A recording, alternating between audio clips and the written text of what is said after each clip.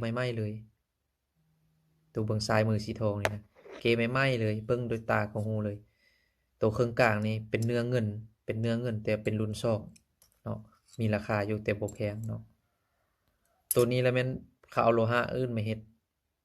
บ่ว่าจะเป็น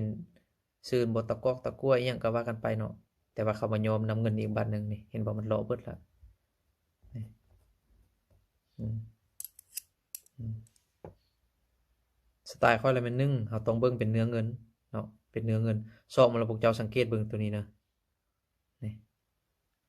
ฟันเฟืองออมข้างนี่นะก็สำคัญได้แล้วก็ตัวหนังสือเนาะตัวหนังสือเว้าง่ายๆเนาะมันมี3-4สเต็ปหนึงนะเบิ่งที่แรกเขาต้องเบิ่งเป็นเนื้อเงินเนาะถ้าว่าเป็นทองเป็นหยังเป็นเหล็กไปหยังแล้วมันจะตีเกไปโลดเนาะบ่แม่นแล้วเบิ่งเป็นเนื้อเงินซอกมาแล้วมันเบิ่งตัวหนังสือทางหน้าทางหลังอีหยังก็สังเกตตามไปเบิดเนาะขอบข้างขอบตัวนี้นะฟันเฟืองมันตัวนี้นะเห็นบ่ต่างกันตัวนี้จะแกะได้ชัดเจนเนาะอันนี้แล้วนี่บ่ได้นี่เห็นบ่หนังสือเนาะแล้วก็มาเบิ่งขอบข้างนี่สำคัญเด้อหลักการคือกันกับเบิ่งคือกันกับพระเลยขอบข้างมันจะเป็นจังซี่เห็นบ่ตัวนี้ละเอียดดีเป็นบ่ละเอียดคมชัดลึกพวกนี้ตื่นดิพวกแ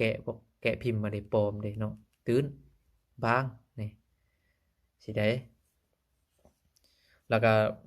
แล้วยังมีอีกวิธีหนึ่งเนาะที่เขานิยมกันก็คือใส่น้ำกรดเนาะใส่น้ำกรดแล้วกับน้ำหนักเนาะ